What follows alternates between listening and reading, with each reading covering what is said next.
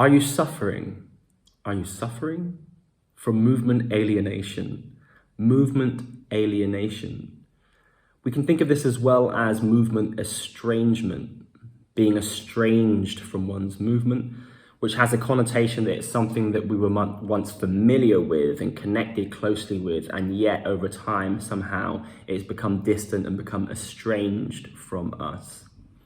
It's always important to remember that when I'm speaking about movement, there are these multi-layers of movement. We have movement, of course, on the physical layer, as I move my hand in the air and things like this, and also on the neural layer, the layer of my being, the synapses snapping inside the brain, the motor neurons kind of flickering on and off. All of these are on my physical layer.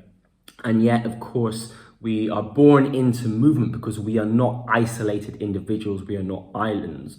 All of the actions that we do and do not do have a direct effect on everything else that we're associated with and inextricably a part of other individuals, objects, our environment, animals, everything.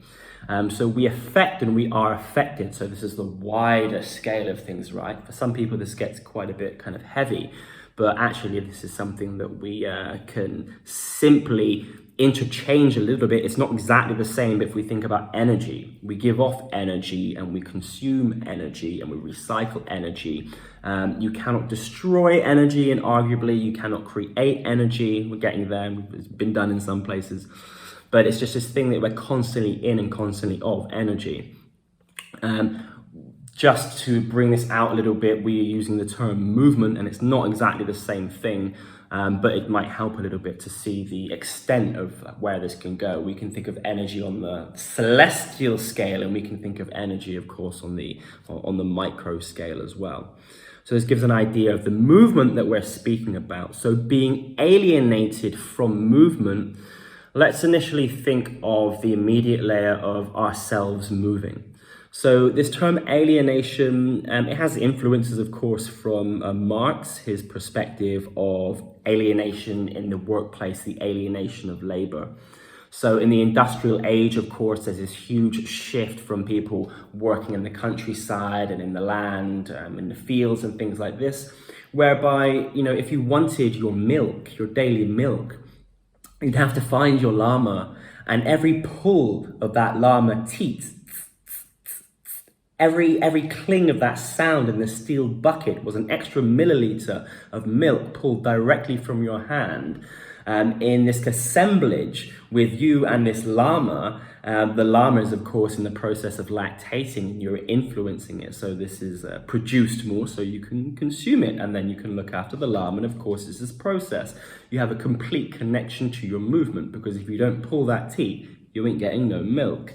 And it goes for all of the actions as an example on an agricultural level, as well as, for example, if you're fishing, if you don't throw your line out or you don't place your net out in a particular position and you don't pull it in a certain way, you may not have as large a catch, as successful as a catch as you might have. So there's a direct relationship between what you do, how you move, and what you receive from that. And what this does is it creates growth. It elicits growth, because you realize that, okay, if I get better than this, if I learn more, and if I keep doing this, ultimately over time, I will become more and more and more successful. And through that process of learning, through that process of, maybe tweaking, refining things, making individual processes, and this is a process of organic growth.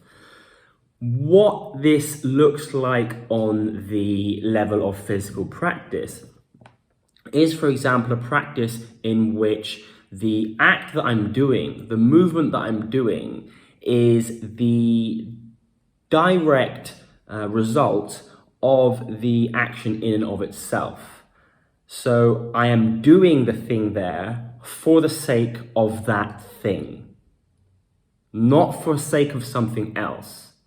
If I am working a particular trajectory of motion on my hand and I'm trying to do like a half turn while being inverted or something like this, That's what I am learning. That's the thing that I am growing at. That's the thing that I want to build on and grow from.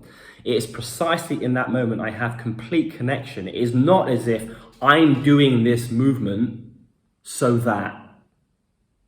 Of course, there's this idea that I want to achieve and learn and something like this. And even this in itself, when this becomes too strong, this will alienate you from that movement and that movement practice as well. There's a danger. So just to make this a little bit more clear, I like to use the context of bodybuilding because of my experience in the past with the practice. Whenever I was doing repetition and repetition of biceps curls, I learned the bicep curl after a relatively short time, and after time there's some few tips you can get here and there. This external rotation at the top to really contract, kind of like leaning the other side, never fully have it in a hanging point so that the tension's always on, all these types of things. But the practice of the movement is very, very, very limited. So from that point, once the movement has been quote unquote fulfilled and learned, the action of me doing bicep curls is not to improve the bicep curl. The action of me doing the bicep curl is this idea that it's going to make my muscles bigger. And the idea of that muscle growing bigger is not directly related to the action of the movement. It's a consequence of it. And even further, the idea that I want to build muscle isn't actually the end objective in itself. There's something else buried much deeper. Maybe, for example, I'm trying to alleviate a trauma that I have, or a sense of inadequacy that my family and my parents all worked during with manual labor. This is a true story. And their movement is a direct connection to their labor, to the output that they receive, whereas my labor, what was I working for? I was just working for the idea that I need to grow bigger muscles. This is some kind of social inadequacy, some type of body dysmorphia. Again, continuing from a personal perspective here, but that work was alienated. The movement, I was alienated from my movement. I was doing a lot of movements and different movements and things, but they were not connected with the idea of me experiencing my movement, of learning from movement and being connected to it, and understanding that this particular action that I'm doing has a direct effect on my being, or has the potential to have a direct effect and a direct positive effect, and to help me grow as a person, every action that I do. When we fall out of this and we become alienated from movement, what can happen is, let's say, for example, I'm overweight, and I know that I'm overweight, and I know that in order to, lose this weight that is extra, that is unnecessary and causing me problems, I have to burn energy. I have to do something. And of course, the most immediate things to people are, I need to go to the gym, and I need to get on the treadmill, I need to jog. That's it. Maybe, however, you're not really into the gym type stuff. You don't like to kind of work by yourself. You prefer to be in type of a group, and the looking in mirrors in the gym and stuff, you're not so into that. You can see through that. So you join a CrossFit class. But the work that you're doing in that CrossFit class, when you're throwing that bar over your head, in the initial instance, throwing that bar over your head is not for the objective of practicing the movement. It's for the objective of something which is extrapolated from that.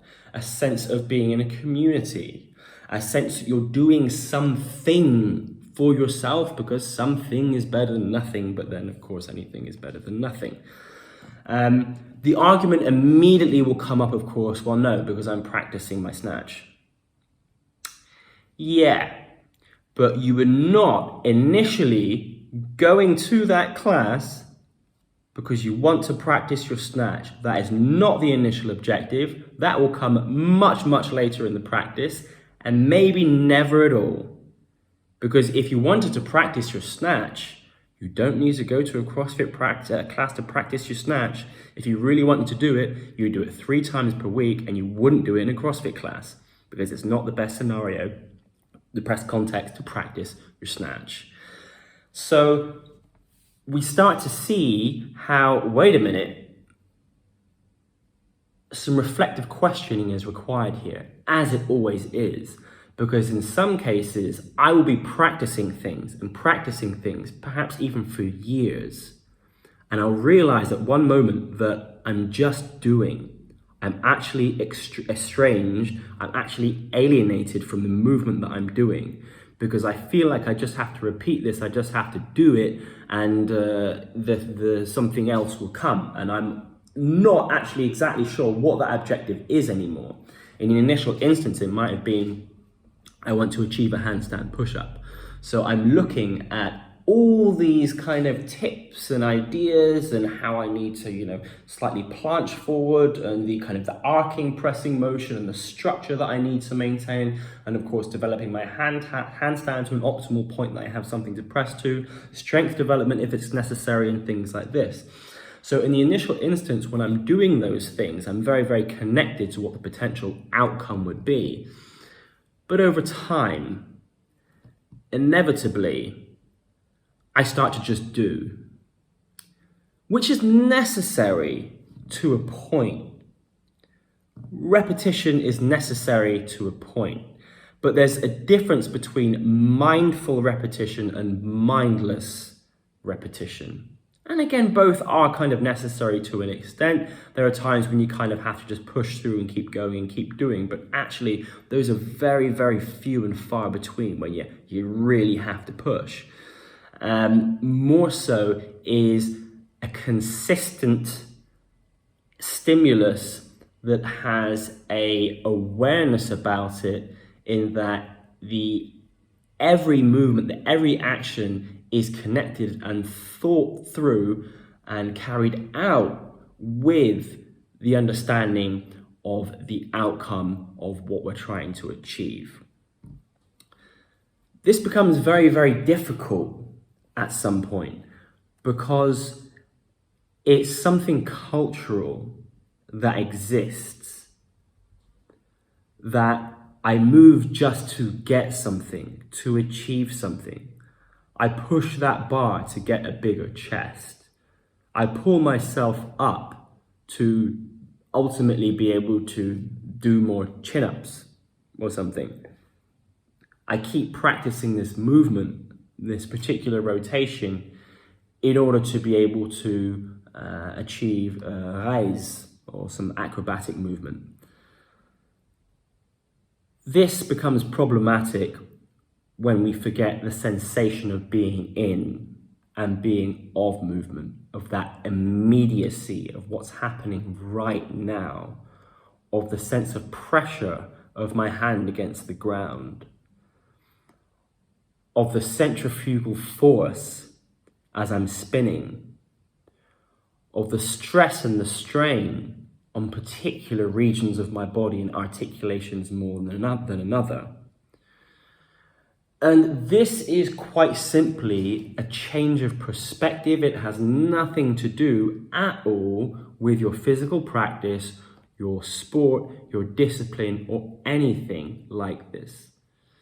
It completely is up to you and what you bring to the practice. I have met Brazilian Jiu-Jitsu practitioners, the black belts have practiced for decades, and yet the work that they do is entirely estranged from the idea of moving and being in and of movement. They are purely BJJ practitioners, and everything is quite simply toward this objective of becoming better at BJJ. And yet, I've met practitioners who are not black belts, but very, very experienced. They've practiced for, 5-10 years. And they are all about movement. What they speak about is movement, the sensations of them being in and of movement. And you'll see this when you see the teaching methods as well. If people are speaking about how they're moving, or how the technique should go, the 1, 2, 3, where to position the arm, how to then put this here. There's nothing wrong with this perspective, but I would argue that it's estranged. It becomes alienated from movement and ultimately from what we are.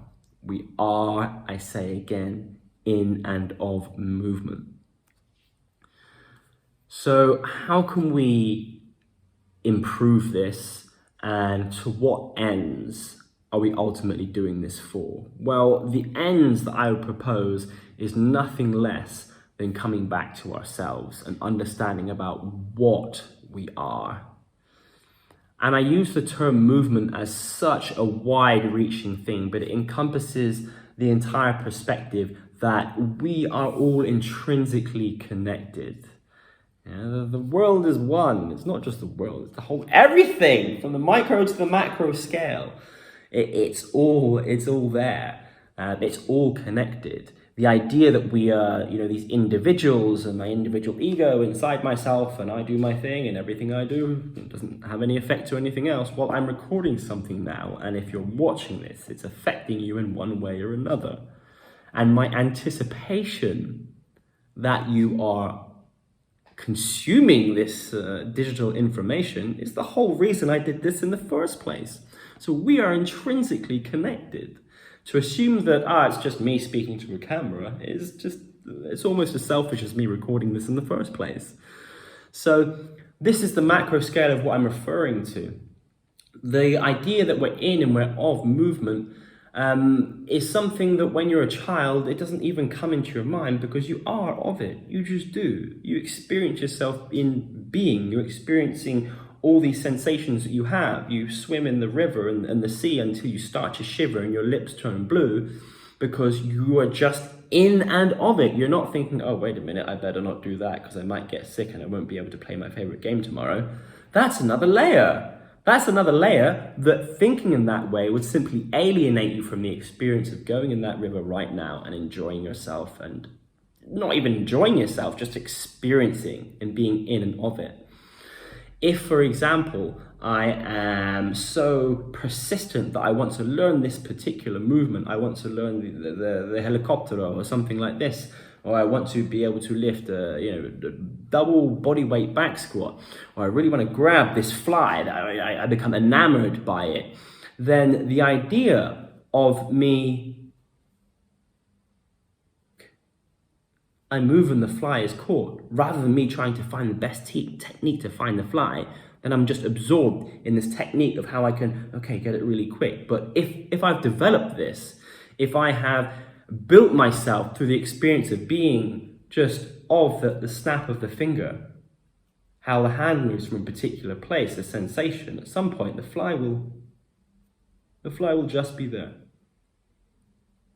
The book Musashi, there's a great scene in it when someone is considering basically picking a fight with the samurai Musashi. Bad idea, but this guy doesn't know this until he watches Musashi. And I think the guy might even said, choose your weapon. And Musashi has his chopsticks, and that's it. And the guy's like, offended. I'm challenging you to a samurai fight, and you have chopsticks. And Musashi just is doing some strange things. The guy doesn't notice, and then the guy notices that Musashi plucked a fly out of the air with his chopsticks. And he knows from that point he's already lost. And he apologizes and he declares that Musashi is, of course, the greater samurai. Musashi wasn't sitting there practicing how to catch the fly. He wasn't sitting there practicing how to catch the fly, because his objective is not catching a fly. His objective is becoming a better samurai. And by becoming a better samurai and being truly in and of samurai, am samurai, this thing like I catch a fly is just a side effect. It just happens. If I'm a farmer, if I'm focusing on how much money I can make, I'm no longer going to be a farmer. I'm going to be a businessman. You become something different. If I become so good at plowing my field and looking after my animals and creating connections with customers and things like this, that my business as a farmer would become successful. Because I am farming. I am in and I am of farming. So to make this more concrete and bring this back to physical practice and a movement practice, are you experiencing being in and of movement as part of your practice? Is that the main thing of your practice? To be and experience and explore how it feels to move in this certain way, to be acknowledging of the particular sensations, even when you're doing repetition, not my brain is off and I need to do 3 or 5 more. I turn this side, I turn that side. Oh, I have to put my arm out here. But am I feeling that when I do this, I expand? I feel myself expanding. Do I feel when I do this, I close, my movement contracts? Do I feel when I do this, it pulls me, it invites me into a direction? Do I feel when I do this, that it leans and it opens me? Do I notice those things? Or am I just lifting my arm?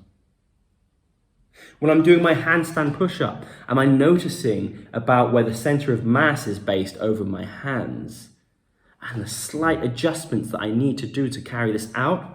Or am I thinking, wow, this would be so awesome if I could just get 5? I become estranged from my movement. So this is something very, very immediate, because I would say that this is the initial problem that we ultimately come up against when we try to understand what a movement practice means. Not in the sense that a movement practice is something special. To the contrary, to the complete contrary. The idea of what we might call a movement practice is an original condition. It's our experience of just being in and of movement, and the things that we practice, in all honesty, it really doesn't matter. It doesn't matter what you're practicing.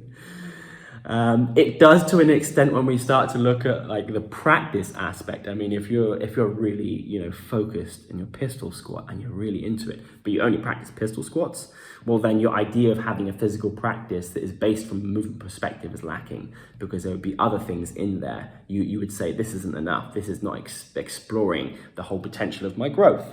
Of course, even though in that singular context you're there, you're with it. But it becomes problematic, and it's representative of our modern age, because the estrangement that we all experience is pandemic. It really is pandemic. We feel very, very estranged from many things that we do. And what we do is inevitably how we move, how we speak, how we interact, how we connect with people. The connection becoming more digitalized and things like this. We feel that something is missing. We type something on a keyboard and we press send, but do we know that this person really got the idea and the emotion and everything else, the concepts and the abstract things that we wanted to portray? It's just like the idea of reading a book and then speaking to someone. And we get so much from a book and learn so many things, but there's this idea, of course, the death of the author as well. As soon as that is written and that's sent, the author is dead. They have some ideas that they meant, but many people have interpreted particular books in the wrong way and have had significant consequences because of that. So we're thinking of nothing less than being estranged and alienated from understanding of ourselves, what we are and what we can become. And this affects, of course, our decisions or our non-decisions of how we actively move ourselves and create a type of physical practice. Ultimately, what this helps us to do is become less fragmented as people, as humans, as selves. the fragmentation of ourselves, because of course, I do a bit of work here, something happens over there, I'm not completely connected with the output of what I'm actually doing. I maybe, flush something down the toilet here, I don't think about what's going on over there, how that might affect. I throw away my food here without an understanding of how in other places this is, a problematic concept. So we need a better connection to the idea that we are always in this flow, we are always in flux, we are always in constant motion. And if we are not noticing that, it's because we are estranged and alienated from it. It's not because it's not happening. Movement is still happening all around us. The question is, are you noticing it? Are you connected with it? Are you riding with it? Because if we don't ride with it, if we stop and we block, we simply don't grow. And the things and people and everything around us grows, and yet we become stiffened, we become inadaptable, and we become calcified in our ways of understanding, in our ways of thinking what is right and what is wrong, which directly affects and impacts what we do and what we do not do. So ask yourself the question, am I alienated from my movement? Am I estranged from movement? Are the actions that I'm doing, and of course how I'm practicing physically, do they represent and are they exploring the perspective that I have endless growth potential for the entire time that I'm here? And am I using it in such a way so that I can grow and learn more and evolve and change? Or am I practicing in such a way so that I can remain the same?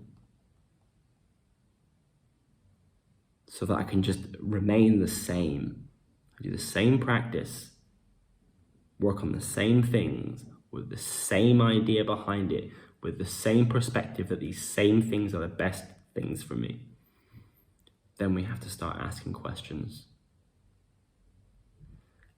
Am I really exploring and experiencing my movement? Or am I just moving for the sake of something abstracted from what I'm doing at that moment in that time? Why is that important? Because right now is the only moment you have. There is nothing else.